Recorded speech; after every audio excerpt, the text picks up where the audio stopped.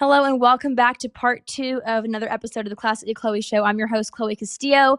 As if you listened to the episode right before this, we had LJ Fino and Christopher Schwartz, both great record label, I guess, managers in a way. It's probably a terrible way to say that. LJ Fino is the president of First Class Label Group. Chris Schwartz is the CEO of Rough Nation Entertainment. So, Chris and LJ, thank you so much for joining me again. So good to see you guys. Thank you for having us again.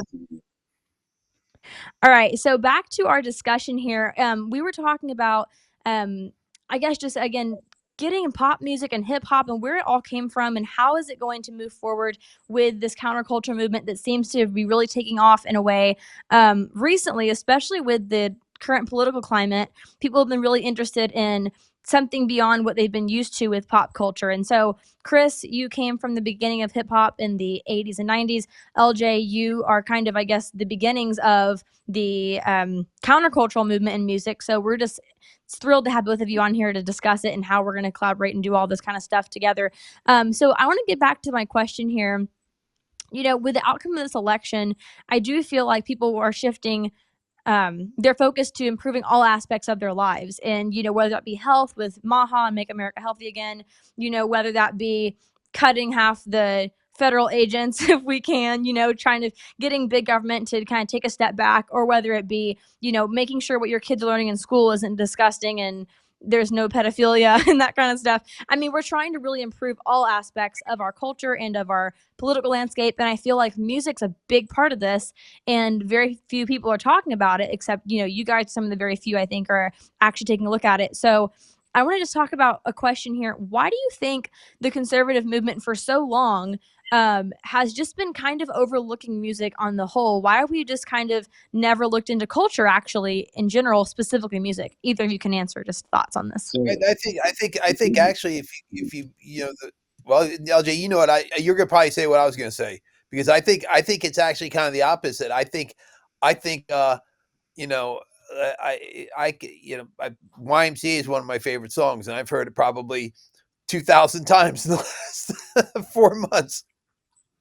See, I agree with that, Chris, but not everyone, when they hear YMCA, do they immediately think? I know, I'm just me personally, but they play a lot of music, though. They play a lot of music. Right. When I hear YMCA, I think of, Sure. I'm a big Yankees fan, and they play it at the seventh inning stretch, and the guys doing the field do the YMCA. So I always think the Yankees. But I was going to say, you know, why has counterculture music and conservative leaning music been overlooked? I think it's because the major labels are and have been afraid to touch that music. I mean, frankly, if you look at Spotify and you look at Apple and Amazon, they don't really have playlists for this type of music. They don't exist, editorial playlisting for this type of music. So if you were to put, let's say, Let's Go Brandon into Rap Caviar, you know, one of the most prominent rap Spotify playlists,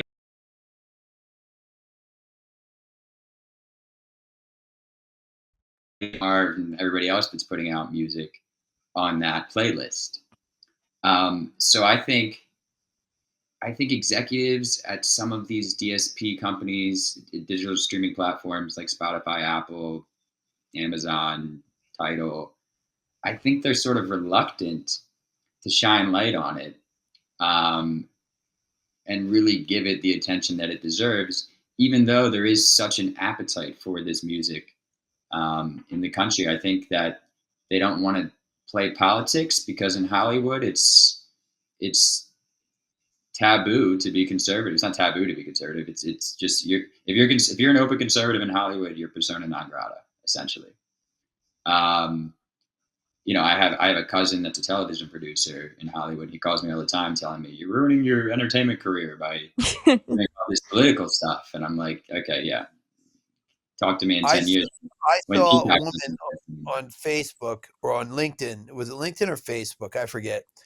And she's a film producer. And she said that after the election, she said, I just started, you know, texting people, emailing people, you know, through notifying them through Facebook. I would ask them, do you support Trump or Harris? And if they said Trump, I immediately blocked them. And I'm like, but you're a film producer. And she said, I've blocked 50 people so far. Okay, but your job is to produce, right? Produce films. And, the one of the crucial aspects of being a film producer is having relationships and knowing people, right? Right. So you're going to be so fanatical about this and so crazy about this that you're going to like start eliminating people from your business Rolodex. And Mhm. Based on I think, wow. but I'll tell you what I think is encouraging. It's kind of crazy, but like, somebody like Bill Maher, right? Bill Maher never liked Trump, right? But I've watched a couple episodes of his show recently, and he's now almost like seems like he hates Democrats more than he hates, I mean, there's been I think they're now going through like an evaluation, right? Where they're finally looking at each other and admitting it. It's like, well, hey, maybe we're not as smart as we think we are. Maybe we're not, we got this so horribly wrong, like in the worst, in the worst possible of situations. And so I think you might find some people that might even be like sort of like taking cover and like running away from the Democratic Party and like coming over to the conservative side. And so and I could see it happening in Hollywood easy because they're always the first rats to jump to ship. You know what I mean? So it's like I don't know. I don't know. I don't think it's gonna be as like you know I don't think it's gonna be as bad as, like I think you're gonna be able to really be able to call yourself a conservative in the entertainment business sooner than later. I agree with that. I do see that. I think my hope is that major record labels start to see that this is not about politics. This is about there are people who want to listen to music like this. Get them their music. Simple as that. You know what I mean? And I think you can even, people may criticize me for making this correlation, but that was rap in the 80s and 90s. A lot of people Right. didn't want to put that music out. It was taboo. You get slapped over the head by your grandmother if you were listening to that Yeah, music. Tipper Gore. Not only that, we can go back Yeah, further. exactly. We can go back further. We can go back to the 50s when Elvis Presley started putting out rock and roll music and he was shaking his hips too much. Your parents wanted you to listen to Frank Sinatra. They didn't Right. want you to listen to Elvis But Presley. you They didn't listen, want you to but listen you to listen. rock. If you were a girl, you listen to Elvis to piss off your parents, right? So, I mean, Yes. and what's interesting about all that is that if you're going back to Bing Crosby, right? Uh, um, not Glenn Miller, the other guy, the next biggest guy Benny in Goodman. Benny Goodman. Benny Goodman, who got his arrangements from Fletcher Henderson, right? Mhm. Big Crosby, who played in the Delta Rhythm Boys. Everybody thought he was black, right? And then Mhm. you go up to Elvis and Rolling Stones and the Beastie Boys, right? So you have these artists who are white, predominantly playing black music, right? And so I think it's another part of it is that I think black music culture has always been like, kind of interwoven into the fabric of, of American society, right? Right. And it's like I think more so than ever, I feel that the conservative movement is really like is resounding among African Americans, and it's like I think that's another reason. Nobody is going to say anything to any hip hop artist who's a conservative. Like what, like how, you know what I mean? They have nothing to stand on. They never walked in his shoes. They're not where he's from. They not have his neighborhood. You know what I mean? So it's I don't think the divide is going to be as bad like in the coming 2 years as like maybe we think it would have been. I mean, I can tell you a good story. This Chloe, I don't know if you know this about me, but my background, it didn't really start with counterculture music. I was Right. managing producers who worked with NBA YoungBoy and Gucci Mane and Mhm. Fredo Bang, and these are all kind of gangster rappers. And I would kind of, living in Miami as a music business student, I would sort of sneak my way, not sneak my way, but just I would get invited to studio sessions, and at DJ Khaled's studio, for example, Right. or other studios of notoriety, and be around signed recording artists. And so I started managing a lot of hip hop producers and and getting them co-publishing deals and a lot of sync placements. I've done a few sync placements in Euphoria and in the Lil Dicky's TV show Dave. So I was really predominantly working in hip hop music up and until I saw what Loza was doing. I mean, I knew that this was going on in this MAGA space, but then Loza approached me about Let's Go Brandon. And when I saw what Mhm. that was able to do, I realized, okay, there really is a void in this marketplace for music like this. So Let's Go Brandon kind of led to a few more tracks with Loza. We did quite a few. And then that ultimately led to the Justice for All record with President Right. Trump and the Justice Prison Choir, which then led to the record with Kerry Lake. Matter of fact, I wanted to mention the record with Kerry Lake, and this goes back to pop culture affecting public opinion, frankly. Because I believe that pop culture is really not just entertainment anymore. I think it reflects and shapes our political landscape in many ways. Mhm. And I think it didn't quite work out for Kamala when she was paying these acts millions of dollars to perform at Oh her my rally. god.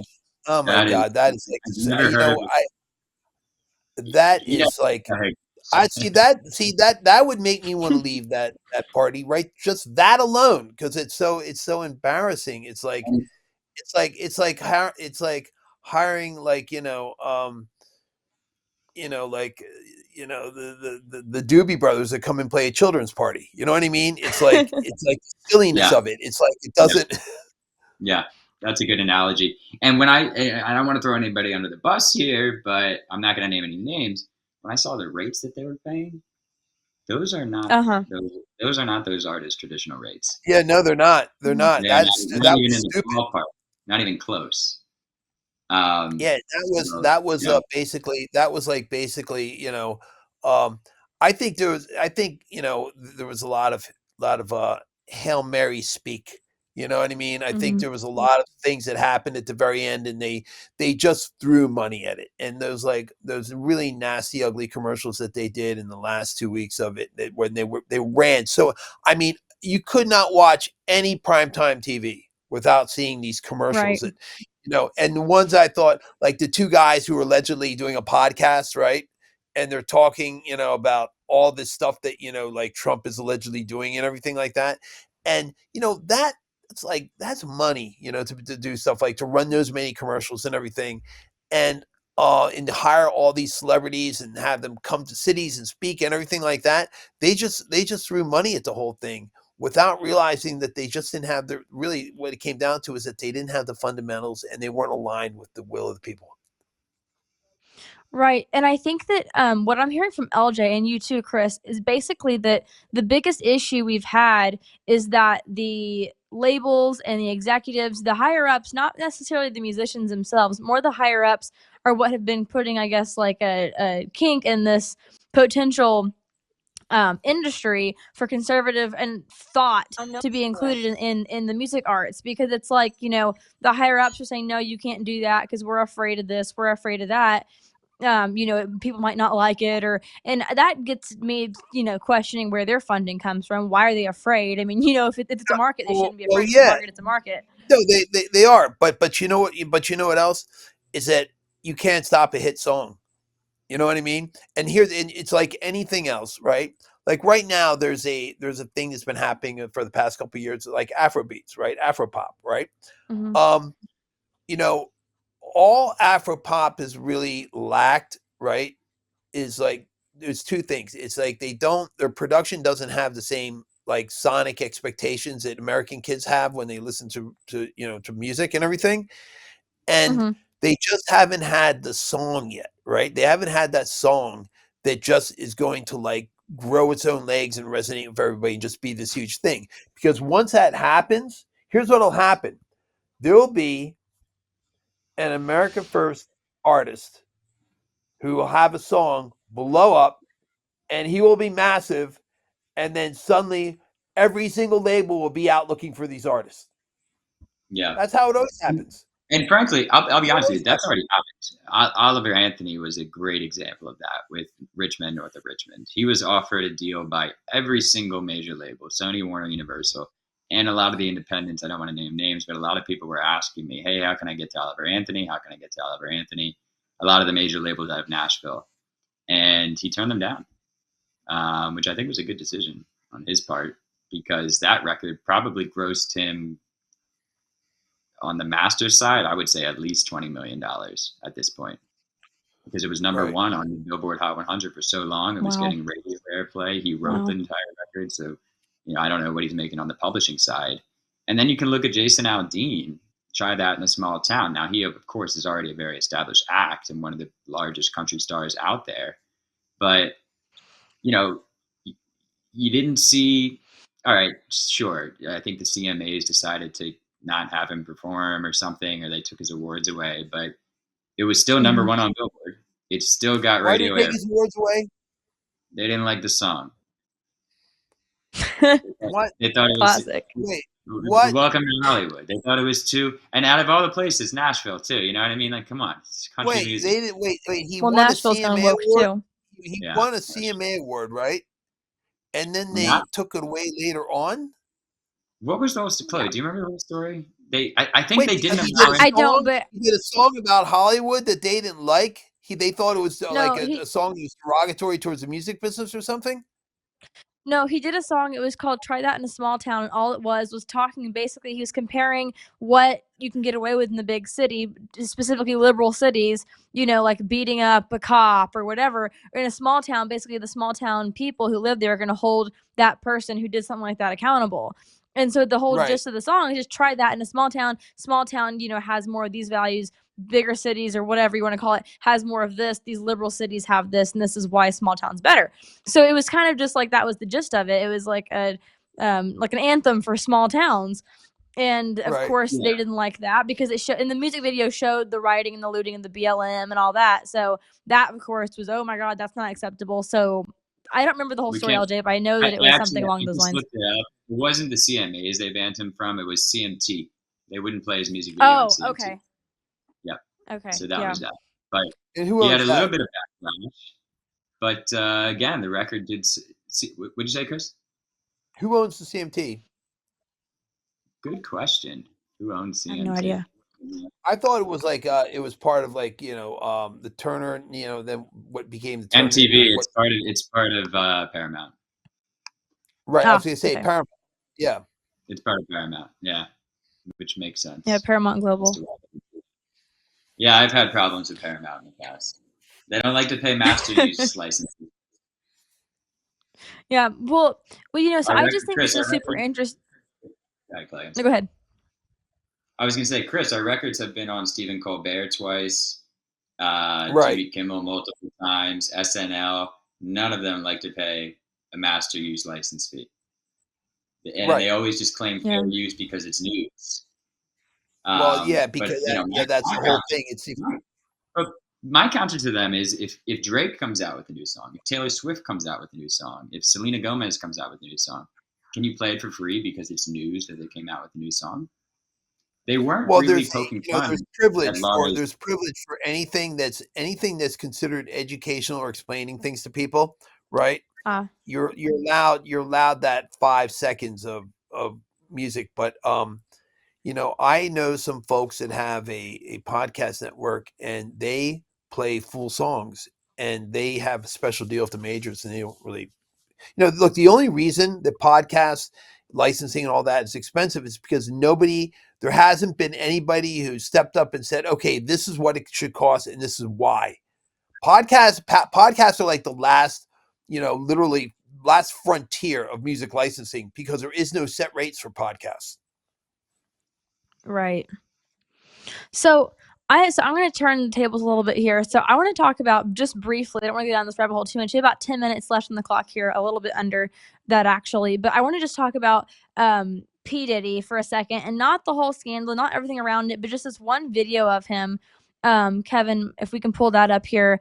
It's just talking about basically how, I guess, this side of Hollywood knows how much control they have over everything. And you can just disregard it as saying, oh, well, he's just a hot shot. I think there's really something to this. Let's go ahead and play that clip. I'm going to take your souls. We have the power. We decide what's hot. If we don't go, nobody goes. If we don't support, nobody supports. We control what's cool. We control what's hot. We control what your kids listen to, what they dance to. We control what's in video games. We control how they wear their pants, sag their pants. We control. Well, I'll So, say I two mean, things about clearly, that. Two go things, ahead. right? Number one, I'm talking about then. I'm not talking about now, okay? But Diddy didn't control anything because my friend ran the rap chart, the national rap chart for Hits magazine, and Mhm. there was a disagreement with Diddy, and so he had 165 of the top mix show DJs across the country. They shut him down. Mm. And Diddy had to get on the next day and get on the phone and talk with every single one of these DJs. So it just Right. goes to show he's not as powerful as he thinks he is. But but I Sure, should say that. I sure, mean, but like I actually have a lot of respect for him. I don't know if I even believe a tenth of the shit that they're saying. Because I don't know. Like there's a very big talk about video and everything. I haven't seen any of these videos. Also, it's like, oh well, it's on the other side of the door. It's what's going on in there, right? It's like, come sure, on, it's like, and no, I don't think there's been any real credible witnesses. But the biggest reason that I think look, where there's smoke, there's fire. Was there shit going on? Yeah, obviously, but not to the extent that people say. I went to one of his white parties when he lived in the Hamptons, like right, he lived like I think 2 doors away from Howard Stern, and it was one of the most boring events I couldn't wait to get out of there. Because it was just like being in an industry showcase or something, just people just people talking to each other and everything.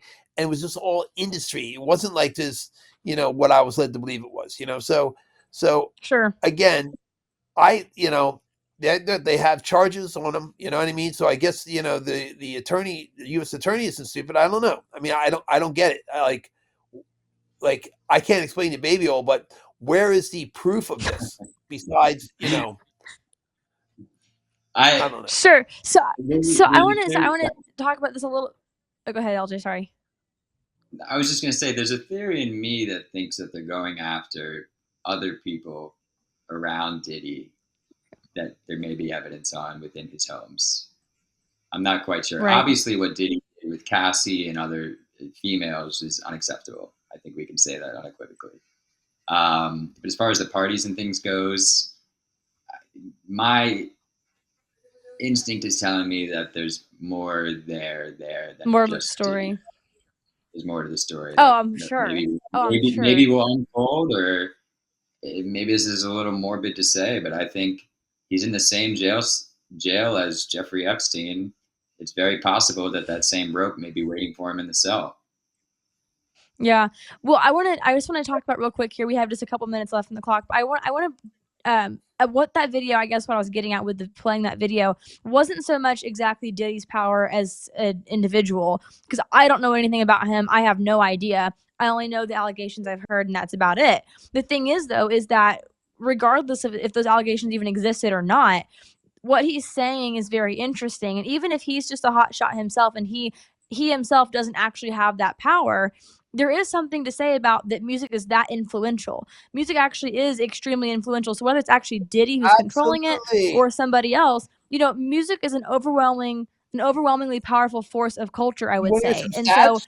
I huh? I think it's You want to I hear some I think stats? it's I the got some most. amazing stats. Hip hop alone You go ahead. is a third of all recorded music sold throughout the globe. It's half of all music streamed throughout the world. There you go. Like So I think that it's rock and roll is never even like no genre of music. There was a couple times in like with country music that you thought maybe, and then during the big band era maybe, but nothing that is like that has been that like hip hop, nothing, and sure. And so I think that that's very interesting, though, just the idea that music itself, not necessarily an individual like Diddy, but music itself, the music that he produces or whoever else produces, can have that much of an influence over people. Like whether it's "We're Taking Your Souls," or Well, whether it's something not quite so, I have a good exaggerating, but conservative. example of this. I'm sorry to cut you off, No, but I go just wanted ahead. to get it in before we ran out of time. When I put out 81 Million Votes in My Ass by Carrie Lake, Rasmussen had been polling, did Joe Biden actually receive 81 million votes? And they had been doing it for 2.5, 3 years. And the polling was coming up consistently. 40% of the country believed that Joe Biden did not receive 81 million votes, only 40. Post release of the song, they conducted the poll again, and it jumped up to like 63%. So Wow. Rasmussen, and I don't know anybody over at Rasmussen, I didn't talk to any of them.